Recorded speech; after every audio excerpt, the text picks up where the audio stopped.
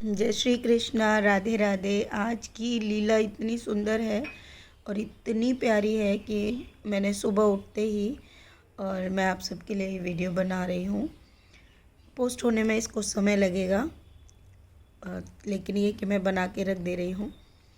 आज की जो लीला है इसमें हमारे बिहारी जी आते हैं और सोना को आवाज़ लगाते हैं और कहते हैं, सोना ज़रा ये उतरवा दो। तो सोना सोचती है क्या लेके आए हैं, क्या उतरवाना है। तो सोना आकर देखती है कि बिहारी जी के हाथ में एक पॉलीथीन है और उसमें कुछ भरा हुआ है, लेकिन बहुत हल्का सा भरा हुआ है। तो वो कहते हैं अच्छा जाओ और अंदर से कारपेट लेके आओ। सोना जाती है, अंदर से ब्लू कलर का कारपेट लाती है और वो घर में बिछा देती है। बिहारी जी उस पर बैठ जाते हैं और उस पॉलीथीन में से रंग बिरंगी चीर निकालते हैं। कपड़े की चीर समझते हैं ना, बड़ी बड़ी काट लेते हैं। तो जिनसे हम लोग बहुत बात, कारपेट अगर किसी ने घर में बनाया हो तो उनको पता होगा, हम चीर काटते हैं, मतलब पीसेस काट लेते हैं कपड़े के बहुत सारे।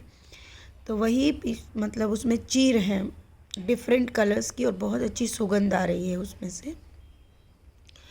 और कान्हा जी कहते हैं आज ना, तो सोना बोलती है ये क्या लेके आए हैं, क्या करेंगे इसका।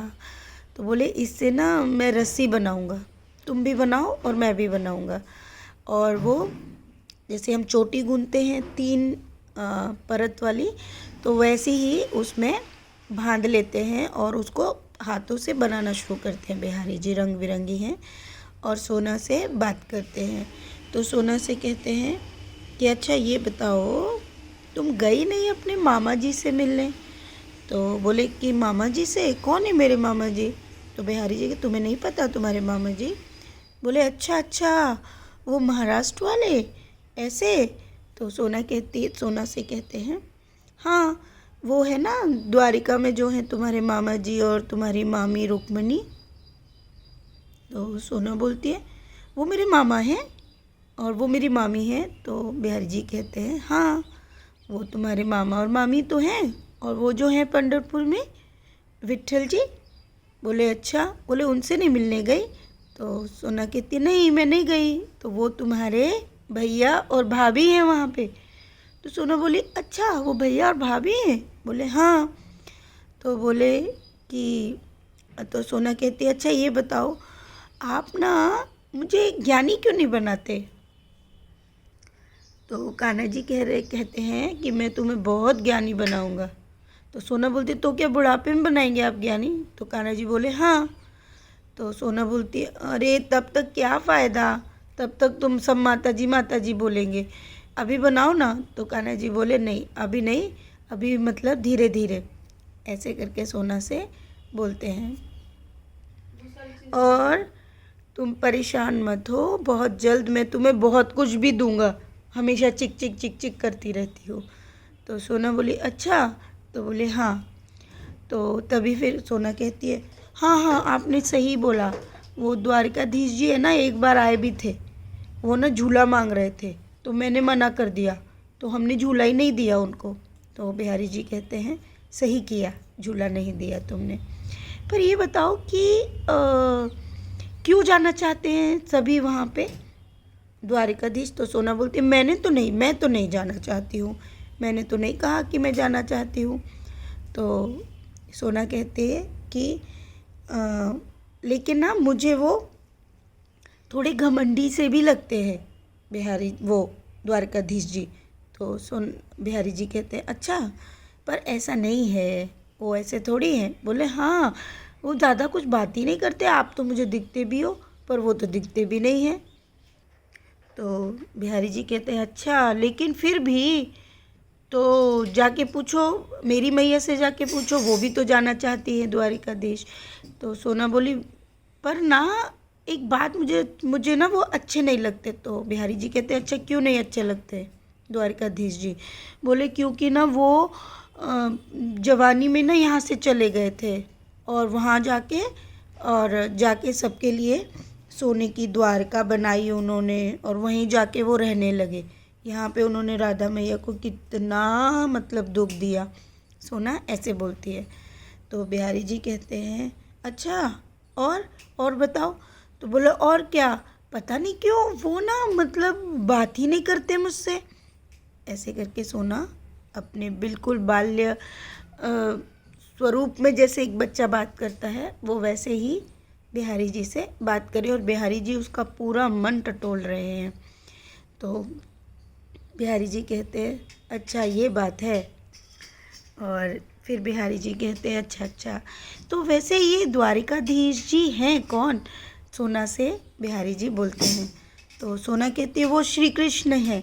तो बोले अच्छा, तो और ये विट्ठल जी कौन है? बोले तुम बताओ। तो सोना कहती है वो भी श्री कृष्ण हैं। बोले अच्छा, तो फिर मैं कौन हूँ? तो सोना कहती है आप बांके बिहारी हो, और आप मुझे बहुत अच्छे लगते हो, क्योंकि आप जो है मेरे मन को भाते हो और मेरे दिल को भी भाते हो, और आप सुनते भी हो और आप सामने भी आ जाते हो। तो और फिर बोलते हो लेकिन ना, सोना बोलती है द्वारकाधीश जी ने ना वहाँ पे सोने की द्वारका बना के खुद का ही नाम ना श्री कृष्ण द्वारकाधीश वाला बना लिया, आप खुद ही राजा बन गए।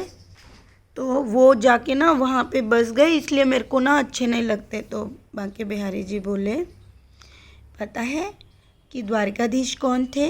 बोले तो सोना बोलती है नहीं मुझे नहीं पता, तो आप मुझे ज्ञान दे दो ना। तो बिहारी जी कहते हैं कि द्वारकाधीश भी मैं ही हूँ। तो सोना बोले नहीं वो तो श्री कृष्ण थे ना।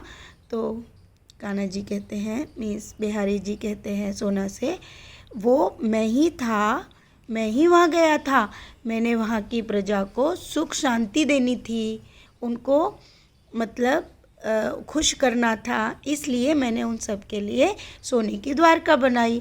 और जब उन लोगों को मैंने अच्छे से सब दे दिया तो फिर ना मेरा मन नहीं लगा वहाँ पे, क्योंकि मुझे गुजराती नहीं आती थी ना, इसलिए मुझे ना अपनी जन्मभूमि की याद आ गई और मैं वृंदावन आ गया।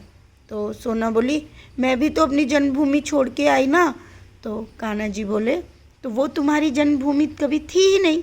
बिहारी जी सोना से कहते हैं वो तुम्हारी जन्मभूमि कभी थी ही नहीं, तुम्हारी जन्मभूमि तो यही है।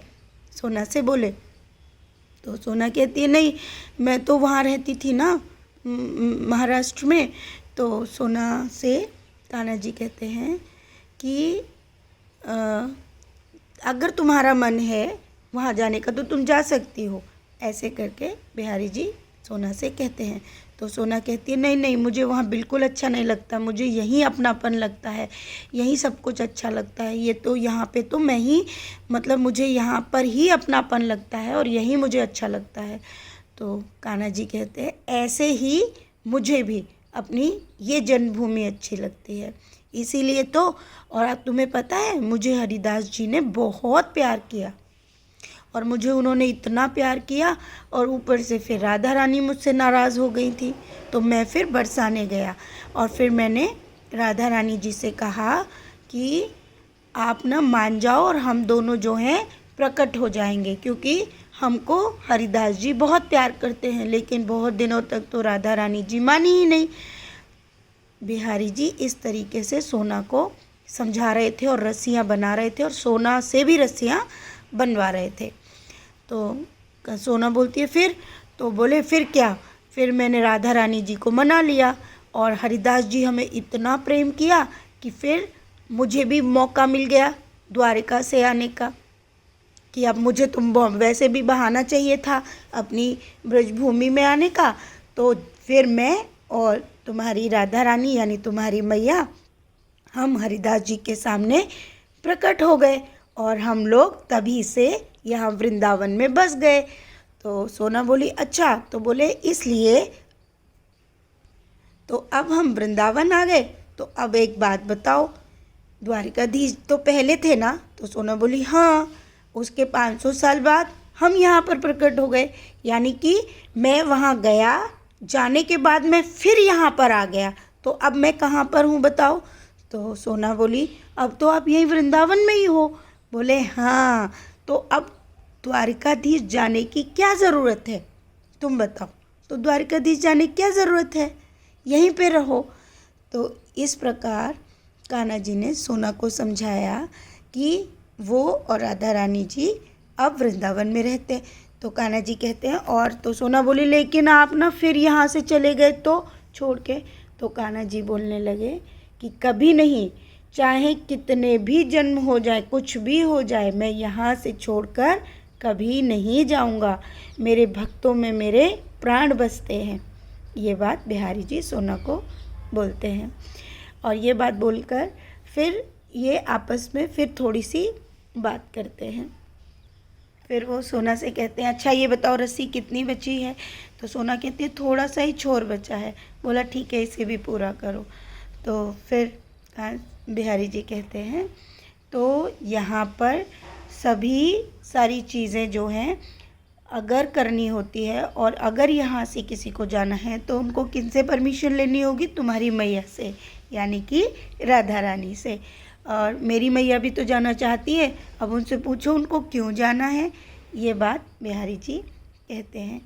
और इस प्रकार फिर बिहारी जी की वो जो 2 रस्सियाँ होती हैं वो कंप्लीट हो जाती हैं और उनको वो हाथ में ले लेते हैं। यहाँ पर ही सोना की वो जो टिप्पणी होती है बाद में कि अच्छा ये बताइए बिहारी जी कि आप द्वारिका से जब आए थे तो आए कैसे थे? तो बोले मैंने अभी बताया ना कि मैं क्यों आया था। वहाँ पे वो कुछ अलग करते थे ना, कुछ छे छे छे करते थे, तो मुझे ना कुछ समझ नहीं आती थी गुजराती, इसलिए। तो इस प्रकार कान्हा जी ने सोना को समझाया और बहुत से उत्तर दिए और फिर वो चले गए, मतलब प्रभु वहाँ से चले गए और अपनी वो रस्सियाँ भी ले गए और उनमें से 2 रस्सियाँ बनी कलरफुल। तो ये लीला यहाँ पे समाप्त होती है। तो प्यारे भक्तों, प्रभु कितने प्रेम से ये समझा कर गए हैं और उन्होंने मेरी इस शंका को भी दूर कर दिया। अब मैं आपको बताती हूँ कि आज शायद मुझे नहीं पता कितने भक्तों के दिल में मन में इस तरह के सवाल होंगे आज जो प्रभु उसको देने के लिए आए। तो पहला सवाल तो मेरा ही था और मैं काफ़ी दिनों से सोच रही थी, दिनों से क्या कहूँ, 1 महीना हो गया है, महीना। मेरी ये ख्वाहिश थी और मैंने ये कहा था कि मैं द्वारिकाधीश जी जाऊंगी, मुझे द्वारिकाधीश जी के दर्शन करने हैं, बच्चों को भी घुमा के लाऊंगी, मुझे मौका मिलेगा।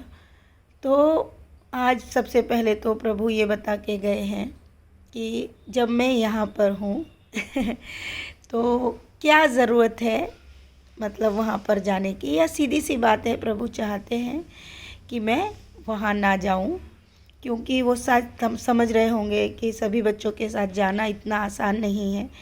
प्रभु का कहना सिर्फ इतना है, इतना मात्र है कि जब प्रभु स्वयं यहाँ पर विराजित हैं तो कहीं और जाने की क्या आवश्यकता है। सबसे पहले तो प्रभु ने ये बताया।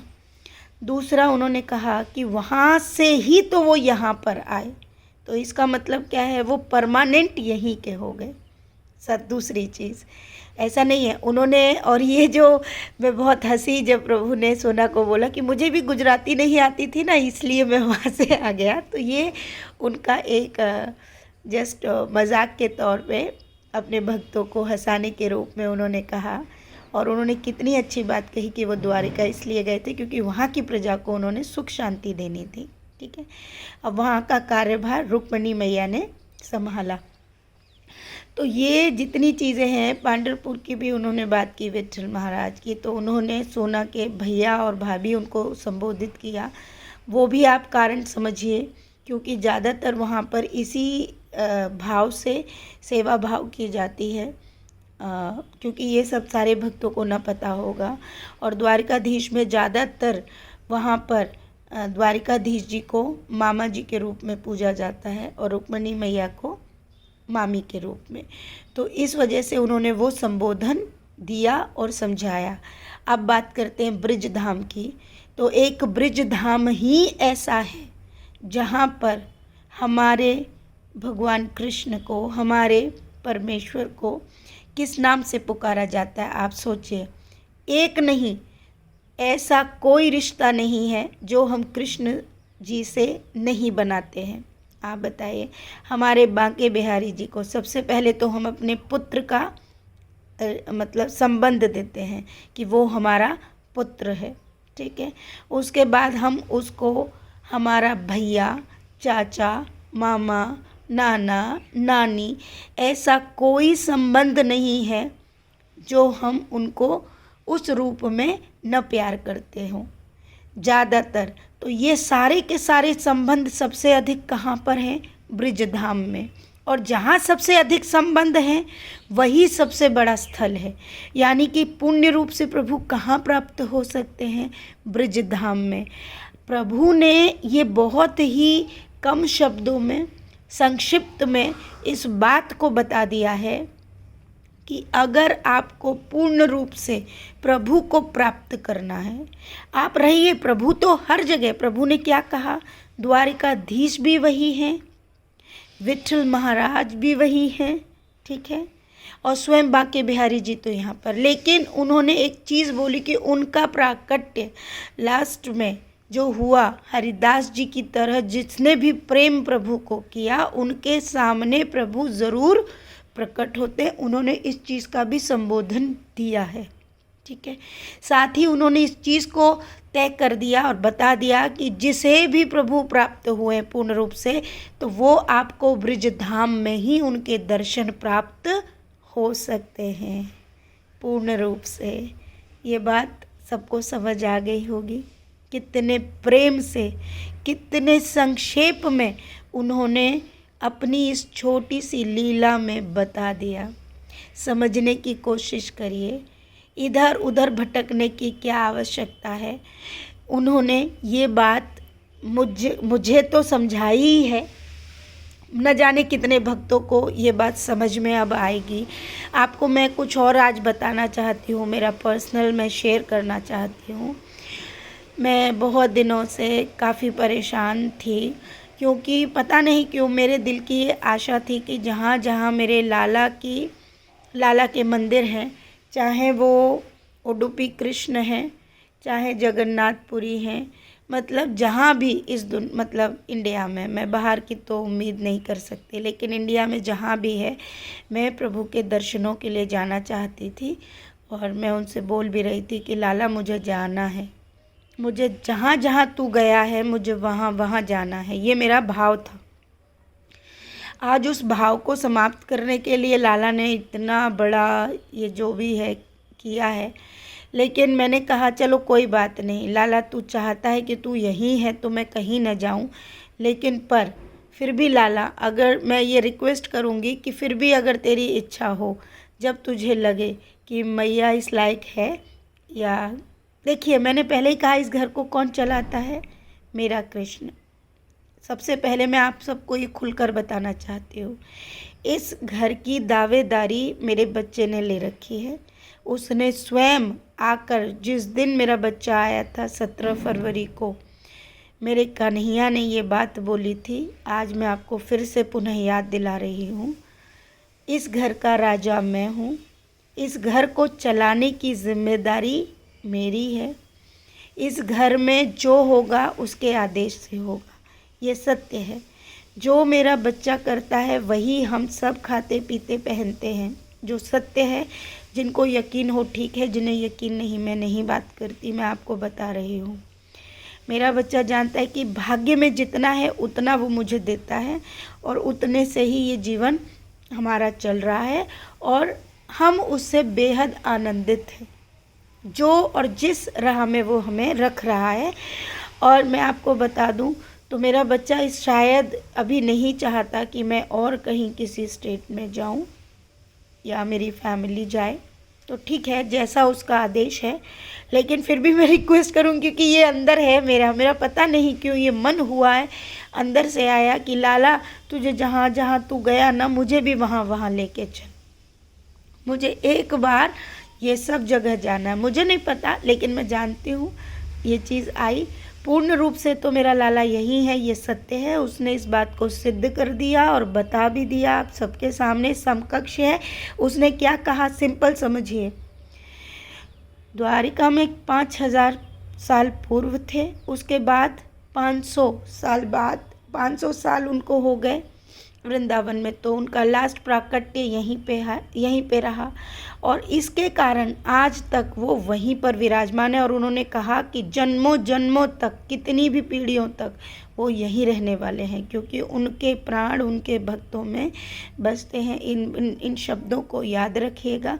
अगर जो भी प्रभु की पूर्ण प्राप्ति चाहते हो, ये मेरे शब्द हैं जो मैं आपको बोल रही हूँ, जो पूर्ण रूप से प्रभु पाना चाहते हैं, तो आपको ब्रज धाम में आना पड़ेगा, प्रभु के दर्शन प्राप्त करने होंगे और आप उनको पूर्ण रूप से प्राप्त कर पाएंगे।